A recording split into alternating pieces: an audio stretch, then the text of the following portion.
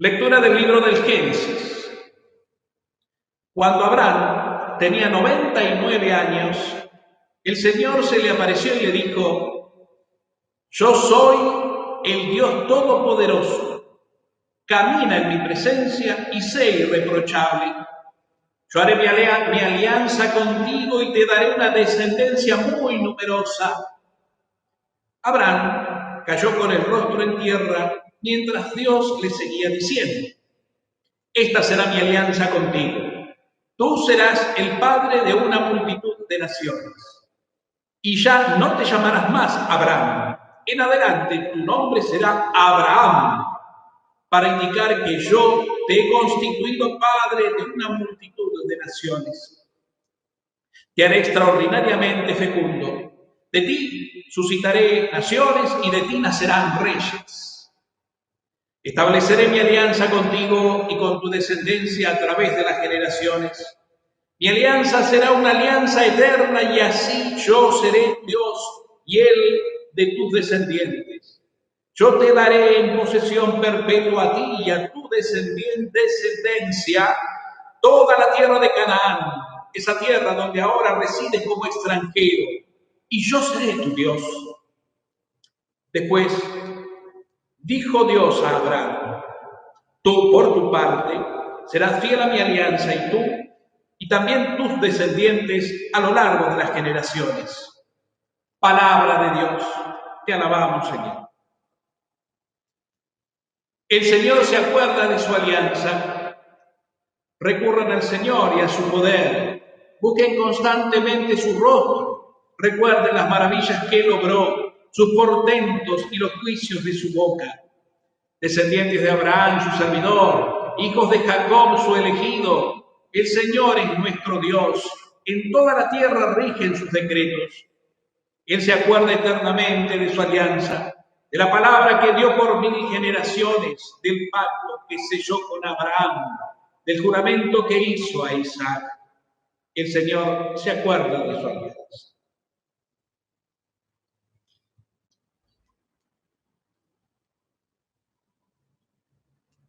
Que el Señor esté con todos ustedes. Evangelio de nuestro Señor Jesucristo según San Juan. Jesús dijo a los judíos: les aseguro que el que es fiel a mi palabra no morirá jamás. Los judíos le dijeron: ahora sí estamos seguros de que estás endemoniado. Abraham murió, los profetas también. ¿Y tú dices que el que es fiel a mi palabra no morirá jamás?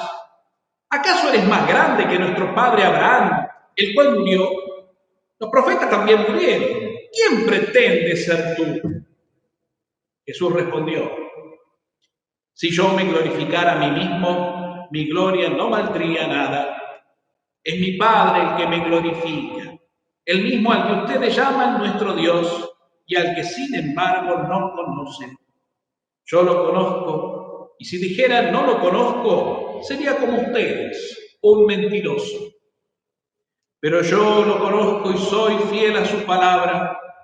Abraham, el padre de ustedes, se estremeció de gozo esperando ver mi día. Lo vio y se llenó de alegría. Los judíos le dijeron: todavía no tienes 50 años y has visto a Abraham. Jesús respondió: les aseguró que desde antes que naciera Abraham, yo soy. Entonces tomaron piedras para apedrearlo, pero Jesús se escondió y salió del templo. Palabra del Señor. Gloria a ti, Señor Jesús.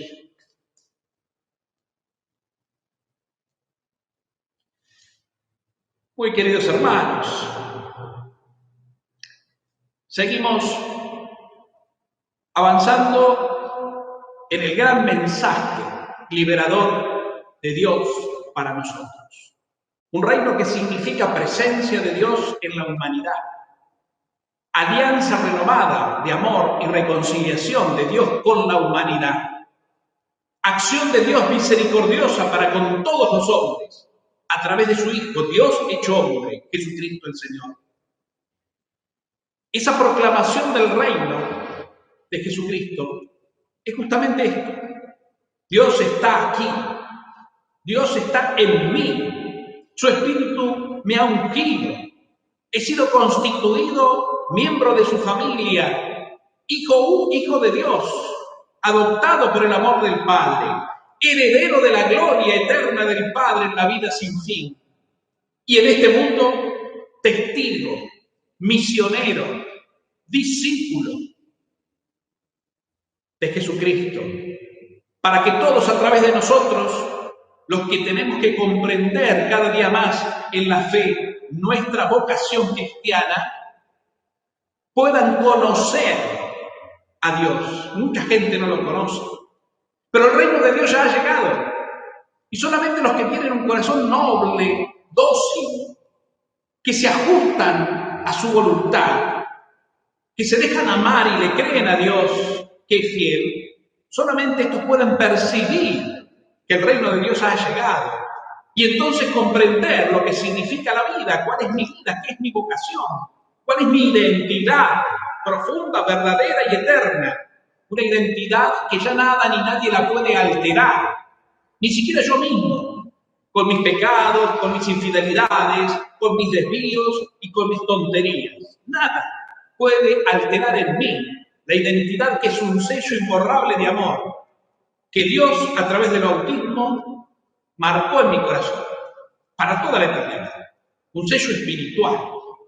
Ese sello que es garantía de que realmente nuestros nombres están ya escritos en el libro de Dios para toda la eternidad, en el reino.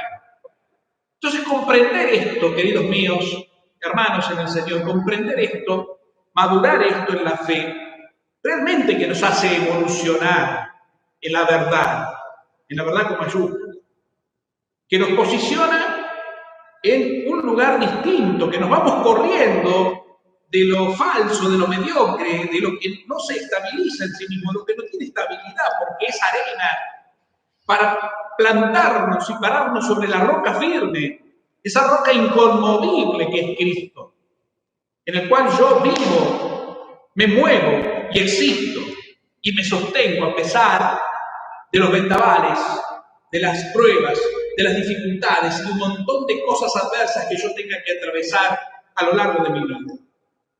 Porque si el Señor está con nosotros, nadie estará contra nosotros. Nada ni nadie. Ni siquiera yo mismo, como les dije recién en mi estupidez, podré derribar lo maravilloso que Dios hizo en mí. Pero es importante darnos cuenta, ¿no? Y de esto se trata justamente la palabra de Dios, que nos va hablando de distintos ángulos, de distintas maneras, en distintas épocas, a través de diferentes personajes sagrados que se han dado cita a lo largo de la historia de la salvación y que hoy nos dicen que somos nosotros los protagonistas de este presente, porque este es nuestro tiempo de peregrinos. Ellos ya terminaron su peregrinación y ahora descansan en el amor de Dios. Nosotros, mientras tanto, amados por Dios, peregrinamos. Estamos en la tierra, somos una iglesia peregrina en busca de un destino, como dice la canción, destino de eternidad. De eso se trata. Por eso, dejémonos cuestionar, interpelar, iluminar por la palabra del Señor. No tanto con la razón, porque no se trata de razonar, no se trata de lucurar ideas, saber. No, se trata sí de recibir por los sentidos, pero dejar que baje, que penetre en la fe humildemente, hasta llegar al corazón y la palabra de Dios vaya formando nuestra interioridad, le vaya dando forma el alfarero que tiene en sus manos esa vasija que somos nosotros, desgastada, rajada por golpes de la vida, que perdió un poco de forma, ¿no? Por los vaivenes de nuestra existencia terrena, pero que Dios, con su infinita bondad como el alfarero, con sabiduría y amor, va sanando, va reparando, le va dando nueva forma, nueva vida, salvaguardando su propia identidad, porque es las manos de Dios las que nos dieron forma, las que nos crearon, las que nos dieron la existencia. La primera lectura de hoy, tomada del libro del Génesis, muestra cómo comenzó la vocación de Abraham. Abraham fue llamado por Dios. Y fíjense que el libro del Génesis está lleno, como toda la palabra de Dios en general, de signos que dicen mucho más y que hay que interpretarlos como tales de lo que podemos escuchar con la lectura así, inmediata, ¿no? El libro del Génesis es un libro lleno de simbolismos. Fíjense que comienza diciendo que Abraham, como era el nombre original, Abraham, tenía 99 años cuando el Señor se le apareció y le dijo: yo soy el Dios Todopoderoso. Dios se le presenta: aquí estoy, me manifiesto, vengo a ti y te digo quién soy. Y te pido simplemente que me creas y camines entonces en mi presencia y seas irreprochable, es decir, que creyéndome y haciéndome caso, tu vida será íntegra y serás feliz. Por eso yo quiero hacer con vos una alianza. Te llamo, te convoco. Y fíjense que ya el hecho de comenzar diciendo que tenía 99 años es un signo que marca que para Dios no hay tiempo y que para ningún hombre nunca es tarde para encontrarse con Dios. Nunca es tarde para decirle sí a Dios. Nunca es tarde para saber que Dios en este momento de tu vida te puede estar pidiendo algo nuevo, algo distinto, diferente. Y que no tenés ningún derecho a decirle: no, Señor, ya a esta altura de mi vida, no, búscate otro, yo ya soy viejo, soy vieja, ya estoy achacado, ¿qué me vas a pedir? Ahora esto, Señor, no, me lo hubieras pedido cuando tenía 20 años menos. Sin embargo, la palabra de Dios nos dice que para Dios justamente no hay tiempo, porque Dios es así. Dios descoloca. Dios tiene esa forma tan propia, ¿no?, de venir a nosotros en cualquier momento cuando se le antoja, a veces en el peor momento tal vez, o en las peores circunstancias de la vida. Cuando nuestras posibilidades humanas, materiales, terrenales, no existen, o son mínimas. Y ahí el Señor aparece y te convoca como Abraham.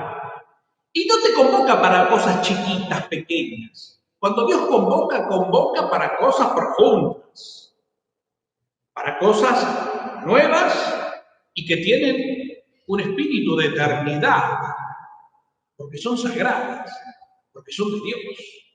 No es cualquier convocatoria. Abraham lo convocó y le hace una promesa inclusive.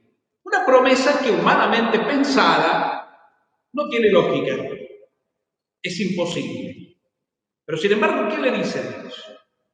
Pensemos que le está hablando, según la literatura del libro del Génesis, a un hombre anciano que tenía una mujer anciana que a su vez era estéril, que nunca le había podido dar un hijo y que por esas cosas de la vida, su esposa hizo la vista gorda para que Abraham pudiera ser padre con una esclava. O sea que el hijo que tenía Abraham de su sangre no era hijo de su mujer, de su esposa amada, quien él amaba y respetaba y la quería y la cuidaba, y era su esposa la primera, aunque tendría esclavas muchas, costumbres de la época. Sin embargo, el hijo de sangre no se lo dio su mujer, sino un esclavo. Y ahí quedó todo. La vida de Abraham fue fluyendo. ¿Y qué sucedió? Sucedió esto, que en la vejez de él y de su mujer y en la esterilidad de su compañera, Dios le dice que le dará una descendencia muy numerosa. Fíjense, ¿no?, cosas realmente que lógica no tienen, pero que hablan de que el poder de Dios y la mano de Dios nos puede llevar, cuando creemos en Él y nos dejamos realmente llevar por la gracia, a dimensiones y a destinos impensables. Inclusive desde nosotros mismos. En primer lugar, desde nosotros mismos. No es que lleguemos tal vez a ocupar lugares materialmente o literalmente hablando, de privilegio, no sabemos. No se trata de eso. Pero sí se trata de que el Señor nos quiere llevar a avanzar, a descubrir una novedad que yo ni siquiera me podía imaginar, pero que está en mí y que el Señor me la quiere revelar y me la quiere enriquecer y me quiere iluminar. Misterios infinitos de Dios. Y dicen que Abraham cayó con el rostro en tierra, porque claro, parte de la cultura y de la religiosidad de aquellos momentos, de judíos, era fundamentalmente creer que quien veía a Dios, ¿no?, a quien Dios se le presentaba, esa persona moría, no podía soportar ver a Dios, por lo que significa Dios y lo que significa la criatura. Entonces cae con el rostro en tierra, así para no mirarlo, avergonzado, con miedo y en adoración también. Y sin embargo Dios le seguía hablando. Y esta va a ser mi alianza, Abraham. ¿Qué te estoy pidiendo? Que me creas. Porque mi alianza es que si vos me crees, yo te haré padre de una multitud de naciones. Ya no te llamarás más Abraham, sino te llamarás Abraham. Para que tu nombre indique que yo te he constituido padre de multitudes. Te haré extraordinariamente fecundo. De ti suscitaré naciones, de ti nacerán reyes. Y estableceré contigo una alianza y con tu descendencia, sin duda. Mi alianza será eterna, es decir, comienza aquí, pero llega a la eternidad. Se prolonga infinitamente a la eternidad. Además le promete que le va a dar en posesión una tierra. Te daré la tierra de Canaán, esa tierra donde ahora resides como extranjero, y yo seré su Dios. Fíjense qué interesante esto. A mí me llamaba la atención cuando lo meditaba hoy en la adoración. Me quedó un poco este versículo. Yo te daré en posesión a ti y a tu descendencia la tierra de Canaán, esa tierra donde ahora resides como extranjero. ¿Cuál es nuestra tierra? La palabra de Dios nos habla a cada uno y tiene un mensaje personal. En este caso, para hacer una revisión. ¿Qué sería la tierra que Dios te da? La vida, el ser. Esto me dio Dios, esto que soy, esta realidad, con nombre y apellido, con identidad propia, no solo identidad civil, sino identidad espiritual, eterna. Y nos pasa que en esta tierra, en esta nuestra tierra, muchas veces, como le pasaba a Abraham, vivimos como extranjeros. Es decir, estamos pero no estamos. Somos pero no somos. Vivimos como buscando, digamos, la seguridad afuera. Y es ahí donde saltan en nosotros, ¿no?, esas actitudes donde exigimos, esperamos desesperadamente y nos generan grandes desilusiones, respuestas externas de nosotros. Espero que me reconozcan de una vez por todas, espero que se fijen en mí, espero que me den una oportunidad, espero. Y sí, es bueno y es justo que nos reconozcan y nos permitan dar una oportunidad, pero el que vive la vida, porque el sentido de la vida está en nosotros, no esperando que los otros me hagan la vida. Los otros a lo sumo me podrán abrir una puerta, Dios a través de los otros me podrá marcar un camino, pero la vida la hago yo. Esta es mi vida. Esta vida que se me confió, esta vida que es un don, también es una tarea y es mi tarea. Nadie la puede hacer en mi lugar. Para no vivir como extranjero, digamos, desmembrado de mí mismo, sin personalidad, sin vida, porque estoy subsistiendo, sí, pero no soy protagonista de mi vida, porque todavía no la descubrí, todavía no me descubrí. De esto se trata. No vivir mi vida como extranjero. Esta es mi tierra. Aquí yo soy protagonista. Yo soy el dueño de esto que Dios me confió. Y aquí está mi verdad. ¿Qué significaría vivir entonces como extranjero? Realidad triste que nos pasa a todos un poco y que la tenemos que ir madurando, ¿no? Descubriendo con el paso de la misma vida. Bueno, cuando, como les digo, buscamos afuera lo que realmente tenemos dentro. Cuando vivimos dejándonos llevar por el desánimo, la tristeza, la angustia, la desesperación. Cuando la depresión, que es sinónimo de muerte espiritual, ¿no? Se apodera tanto de nosotros que hasta el ánimo, las ganas de levantarnos, se nos quebró. Que comenzar un día nuevo es como comenzar, ¿no? Digamos, amaneció, hay que levantarse, ¿cómo me pesa? ¿Para qué? Yo me quedaría en la cama, no tengo ganas de hacer nada, ni de ir a trabajar, ni de encontrarme otra vez con esta rutina. Es decir, vivir un clima de desánimo, ¿no? Que muchas veces tiene su origen, no lo negamos, en una realidad social como la que nos toca vivir, que está enferma y que ha generado lo que ya sabemos, un individualismo.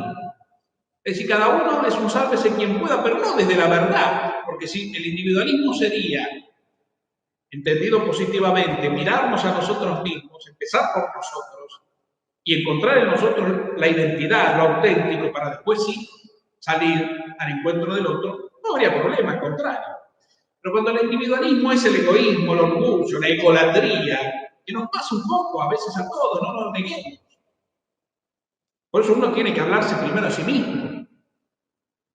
Entonces ahí es que estamos andando mal, es que estamos siendo extranjeros en nuestra propia tierra. Y esto nos tiene que llamar a la reflexión, ¿no? Porque el Señor quiere que nuestra vida sea una vida entera, equilibrada, es decir, con sentido. Y lo primero creo que hay que hacer de punto de partida para no sentirnos más extranjeros, sino dueños de nuestra vida, de nuestra verdad, es justamente reconocernos como tal y agradecer. Honrar la vida con un canto de agradecimiento a aquel que me la dio y me la dio para siempre, es decir, para toda la eternidad. Porque mi vida no es mientras me dure el tiempo de la tierra, no está marcada por un almanaque o por un reloj. Mi vida ya está marcada por Dios y Dios es eternidad pura. Nos cuesta creer eso. Nos cuesta creer porque nos quedamos digamos, a mitad de camino, sintiendo que la muerte, a la cual le tememos tanto y de la cual no queremos hablar de ninguna manera, que nos aterra, inclusive, parecería ser la que tiene la última palabra. Entonces, darnos cuenta que la vida y la muerte biológica son parte de una misma realidad. O sea, la muerte es parte de la existencia. Y quien le tiene miedo a la muerte es porque también le tiene miedo a la vida. Porque el miedo, en cualquier dimensión que se presente, es un virus paralizante. Te paraliza, el miedo paraliza. Porque el miedo achica e inhibe toda capacidad de decisión, toda fuerza, ¿no? Toda mirada, toda iniciativa, todo deseo, todo proyecto, toda verdad está inhibida. Entonces, cuando está inhibida, ahí encapsulada, nos quedamos en la nada. Como le pasó a Adán y Eva, fíjense ustedes, cuando se sintieron desnudos después de haber caído en el pecado original, es decir, en la tentación de ser ellos dioses y no vivir unidos, sujetos al verdadero Dios, que les había dado toda la existencia y todo lo que estaba a su alrededor, la creación entera. Entonces, cuando cortaron el lazo con Dios, la unión con Dios, en la obediencia, en el respetar su voluntad, en el dejarse guiar por Él, para querer hacer su propia vida, ¿cuál fue la primera experiencia? Se sintieron avergonzados por la desnudez, es decir, experimentaron desprotección y se escondieron. Y tuvieron después que recurrir a hojas de árboles para tapar su desnudez. Pedir afuera lo que ya tenían de por sí, la protección de Dios. Vivir sujetos a Dios. Es lo que el Señor le pidió justamente a Abraham. Por tu parte serás fiel. Sé fiel a mi alianza. Yo quiero hacer una alianza, un trato de amor. Yo necesito que vos como hombre entiendas que yo te amo y te voy a dar pruebas de ese amor que te tengo. Mira a tu alrededor. Mírate a vos mismo primero y mira a tu alrededor. ¿Cuántas cosas te di? Mírate al espejo. Sos el primer regalo que te di, a vos mismo. Tu vida, tu existencia, el ser. Por eso tu vida vale por lo que sos, no por lo que haces. El hacer sigue al ser, dice el filósofo. Y vaya que es cierto. Primero soy, después hago. Hago lo que tengo que hacer. Hago lo que me brota hacer. Hago lo que se me inspira a hacer. Y yo también entonces soy socio de la creación porque tengo creatividad. Soy gerente de mi vida porque genero un montón de cosas. Según los dones que recibí, las gracias que recibí, las bendiciones que el Señor me confió, las capacidades intelectuales, espirituales, las que sean. Pero para descubrir todo esto, este tesoro, esta riqueza inmensa que es la vida, es importante primero ser propietario de la vida, es decir, estar bien parados en nuestra verdad. Si no, vamos a vivir mendigando que nosotros nos den cuando somos nosotros los que tenemos en abundancia. Y tenemos que dar, porque es parte de nuestra vocación y de nuestra existencia, dar y darnos. Entonces ahí adquiere plenitud la vida, en una dimensión de humanidad maravillosa. Un humano que humaniza. Eso es precisamente lo que hizo Jesucristo cuando se encarnó y asumió nuestra condición humana. Como humano humanizó.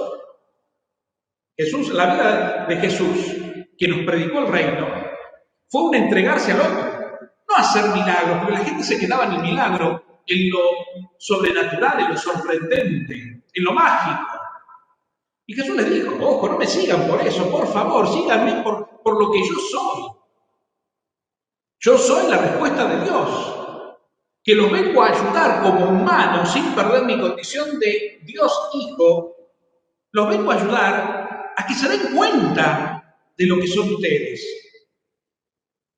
a que descubran el amor del Padre, a que se encuentren con Él como un Padre misericordioso, no con esa sarta de preceptos y demás que les inculcaron y que lo único que hicieron es inhibir la experiencia de amor que Dios les tiene, generando un Dios más bien castigador, al cual más miedo le tenemos que respeto.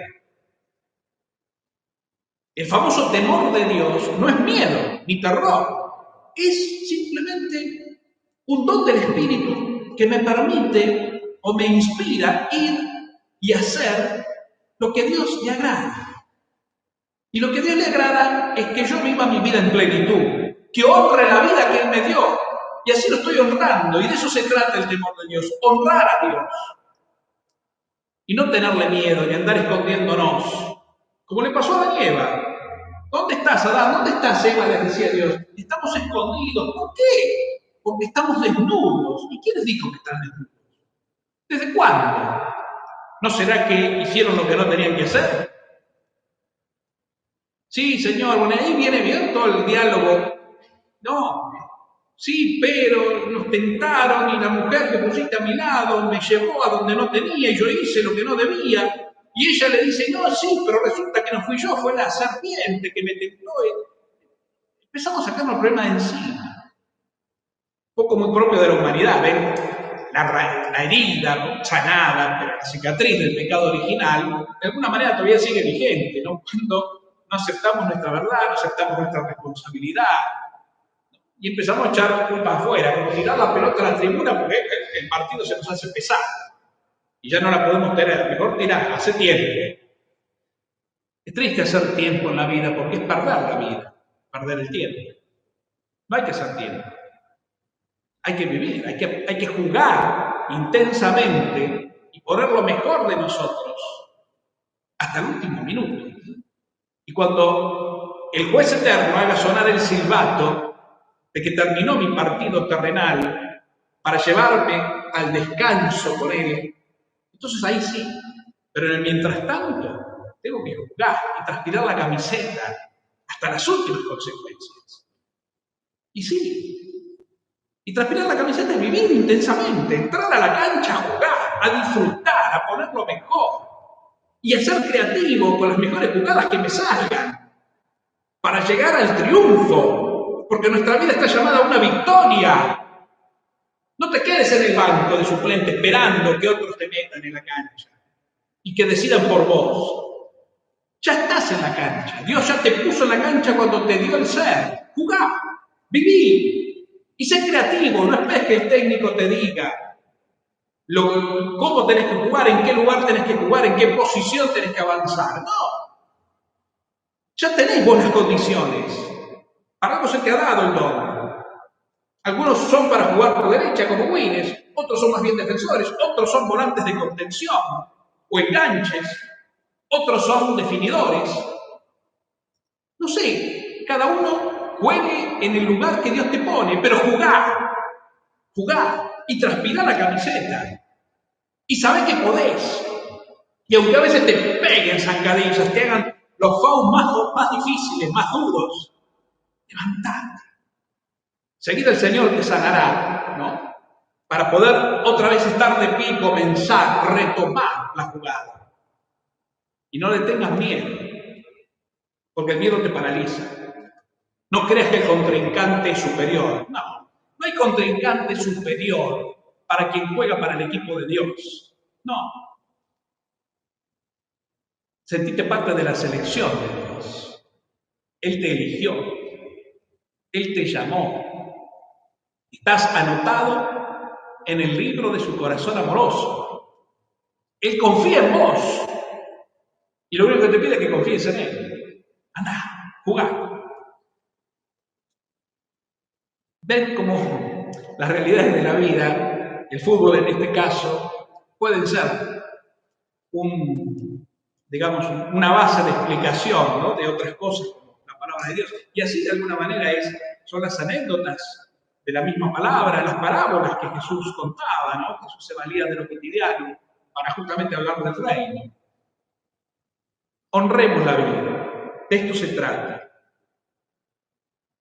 No seamos más extranjeros en nuestra propia tierra, sino seamos dueños y protagonistas, unidos a Dios y agradecidos.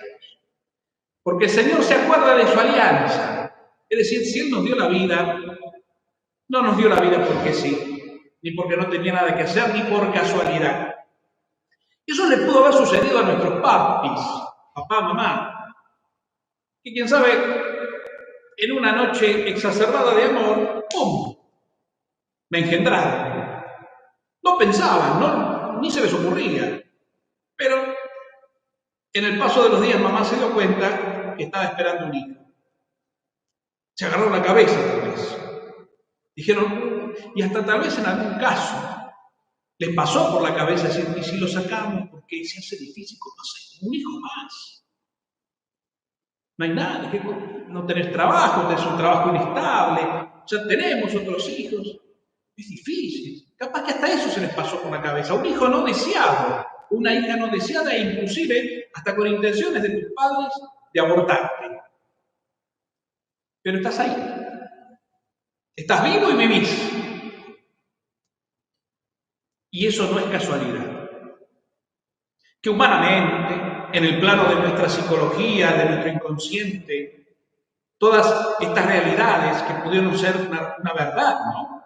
El no haber sido deseado, el haber pensado abortarnos, el haber vivido un embarazo inestable de parte de nuestra madre, por muchos motivos, un parto difícil, una infancia tal vez no muy alegre, no muy feliz, en momentos difíciles también de la familia y del mundo, porque todo ser humano, sobre todo los primeros 5 años de vida, dicen, es cuando más absorbe todo lo que percibe, hasta la forma en que te trataron tus padres, el lugar que te dieron, las palabras que pronunciaron sobre vos, lo que tus padres, tus hermanos o amigos dijeron de vos. Y así también la adolescencia, con todo lo que implica esa lucha de crecer y de romper con la niñez para entrar en una vida más adulta, pero en ese momento intermedio, en ese intervalo, cuántas cosas se cuestionan, ¿no? Cuántas cosas se padecen. La adolescencia, la juventud, y aún la adultez, nuestro presente, muchas veces en la vida nos cachetean. Esos FAU que decían recién nos hacen mientras intentamos jugar y llegar a convertir. No importa. Todo esto es parte de la vida y de nuestro itinerario terrenal, pero atrás de todo está Dios. Y Dios hizo con vos y con todos una alianza de amor, y el Señor se acuerda de su alianza. ¿Y cuál es la alianza? De que seas un hombre pleno. Él te va guiando, créele. Él es fiel. Sos elegido. Hijos de Jacob, su elegido. El Señor es nuestro Dios. En toda la tierra rigen sus decretos, y sus decretos son decretos de amor. Se acuerda eternamente de su alianza, de la palabra que dio por 1000 generaciones, del pacto que selló con Abraham y del juramento que le hizo a Isaac. Todos somos descendientes de Abraham. Todos somos fruto de esta promesa, de esta alianza antigua que el Señor hizo con este anciano. Un Dios que cumplió. No solo porque su esposa, Sarai, le dio un hijo a pesar de su vejez y a pesar de su esterilidad, sino fundamentalmente porque la descendencia de Abraham hoy somos todos nosotros. ¿Qué le dijo Dios? Tendrás una descendencia y serás fecundo como las estrellas del cielo, la arena de las playas marinas. Incontable. Claro. Desde la época de Abraham, por así decirlo, hasta nuestros días, cuántas generaciones y generaciones han pasado. Y esas generaciones son parte de una única y eterna alianza. La alianza de amor del Creador, del Padre de todos, que dividió la historia de la salvación en 2 momentos. La antigua alianza de Abraham hasta Jesús y la nueva alianza en Jesús a nuestros días y hasta el fin. Pero la alianza es una sola. Un Antiguo y un Nuevo Testamento, pero en una unidad y en una única historia de salvación y de amor y de fidelidad de parte de Dios a la humanidad. Somos fruto del amor del Padre. Escuchamos también en el Evangelio Jesús que sigue conversando con los judíos. ¿Se acuerdan que ayer le decía a los judíos que lo habían seguido y que supuestamente creían en él y se querían convertir en discípulos? Jesús les advertía, porque sabía que ellos lo seguían, no porque lo habían descubierto justamente como el Mesías, sino porque se quedaban en el cotillón, en el marco y no en el cuadro, es decir, en los milagros, en los favores que le hacía y en un montón de otras cosas. Por eso Jesús empieza a aclararle las pautas. Y los judíos empiezan, cuando los pone, los confronta con su verdad, empiezan a sentirse por estos irritados, y ahí, en vez de ser seguidores, se convierten en contrincantes. Lo único que quieren, se transforman en enemigos, cuando se parecía a íntimos amigos. Jesús les dice, les aseguro que el que no es fiel a mi palabra, o sea, que el que es fiel a mi palabra no morirá, fíjense. Y aquí, bueno, empiezan a descolocarse. Claro, al Señor hay que entenderlo, pero para entenderlo hay que dejarse iluminar por el entendimiento que el mismo Dios nos da. Si no, nos vamos a quedar en la razón pura, y la razón pura no te lleva muy lejos, por más inteligente o brillante que te creas. ¿Qué le responden los judíos? Ahora sí sabemos que estás endemoniado. Abraham murió, los profetas también. Y tú dices que el que es fiel a mi palabra no morirá. Todos vamos a morir. ¿Qué quieres decir? ¿Qué bicho te picó? ¿Acaso te crees más grande que Abraham todavía, vos? Abraham, nuestro padre en la fe, nuestro padre, en nuestras raíces más profundas. Y fíjense lo que les dice Jesús, ¿no? Si yo me glorificara a mí mismo, mi gloria no valdría. Es mi Padre el que me glorifica. El mismo al que ustedes llaman nuestro Dios y al que sin embargo no conocen. ¿Ven? Jesús tiene claro que si bien Él es el Hijo de Dios y el enviado del Padre, todo lo que hace lo hace por el Padre. Y su ejemplo es un ejemplo de obediencia a la voluntad del Padre, en dichos, en palabras y en acciones. Hago lo que el Padre me mandó. Quien me ve a mí ve al Padre. Somos una unidad. Y yo estoy unido a Él, vivo de cara a Él. Por eso lo que nos invita Jesús es, no, fíjense, ni siquiera nos invita a mirarlo a sí mismo. Él no se hace, Él no se arroga la condición del Padre, sino que por Él al Padre. Esa actitud tan humilde del Señor, ¿no? Donde Él se sabe instrumento del Padre, ¿no? Por eso les dice, yo lo conozco. Y si dijera no lo conozco, sería como ustedes, un mentiroso. Yo lo conozco y soy fiel a su palabra.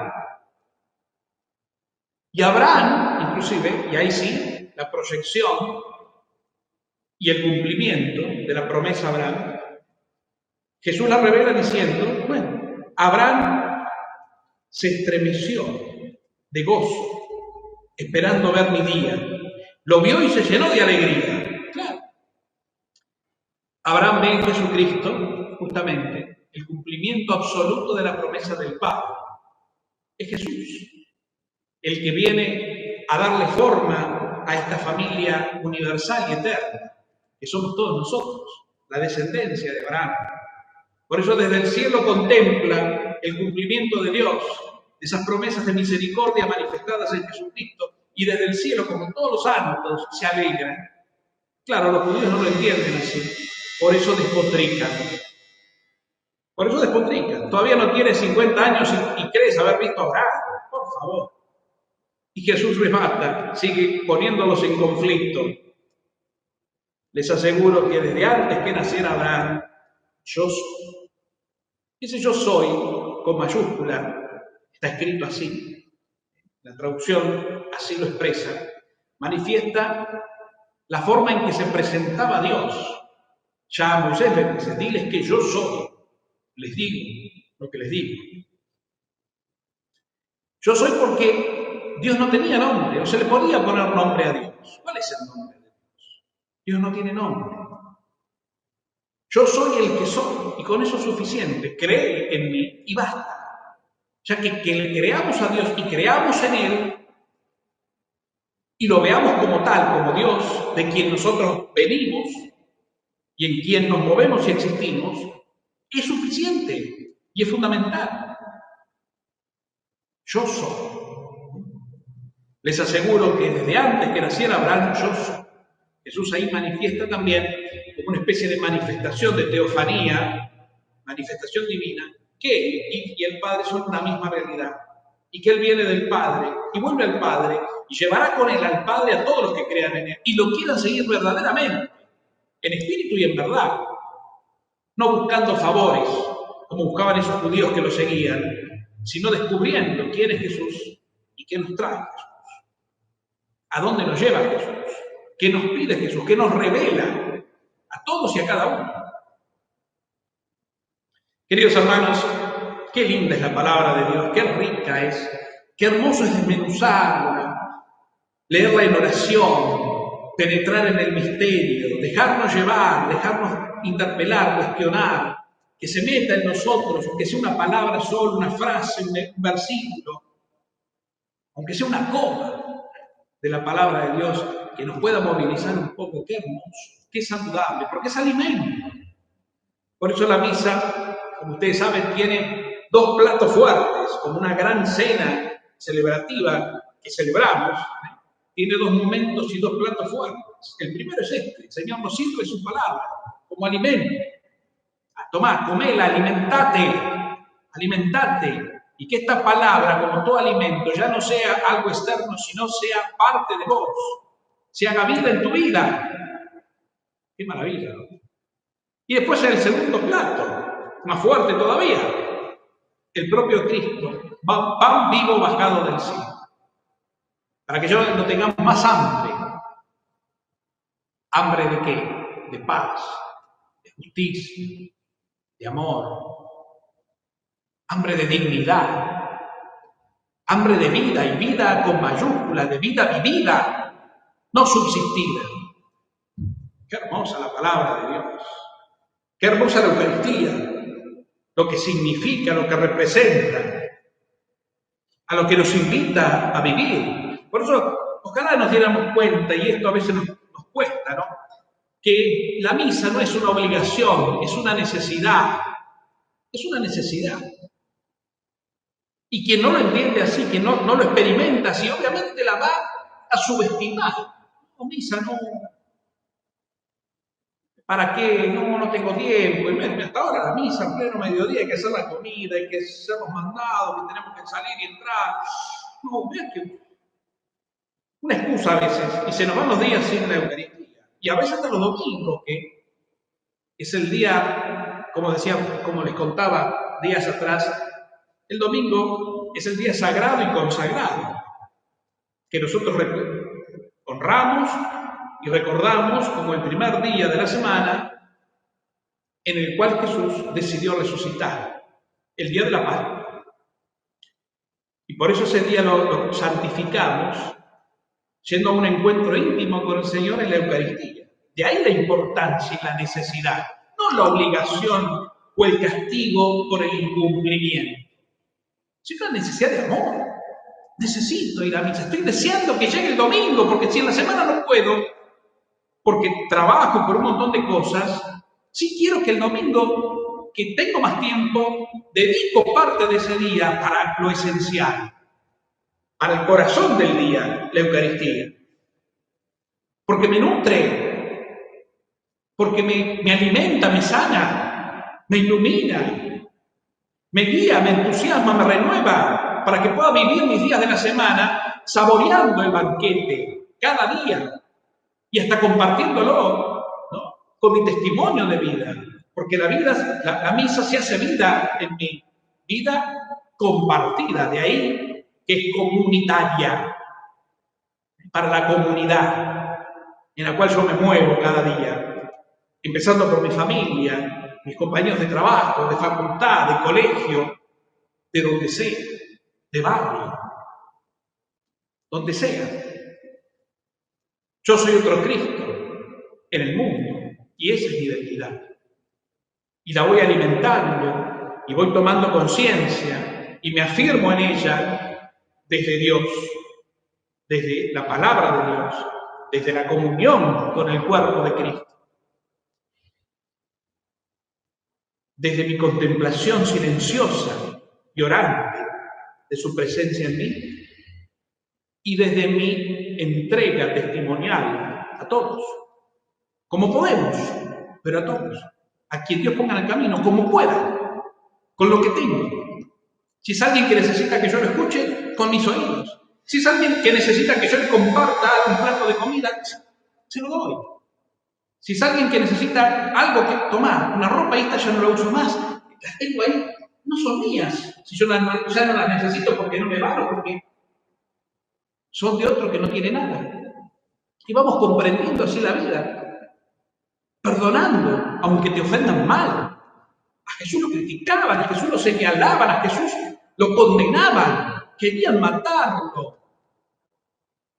Tomaron piedras para apedrearlo, pero Jesús se escondió y salió del templo. Aunque no te entiendan y te quieran apedrear, hasta con burlas y difamaciones, ándate tranquilo. Seguí tu camino. Vos tiraste la semilla.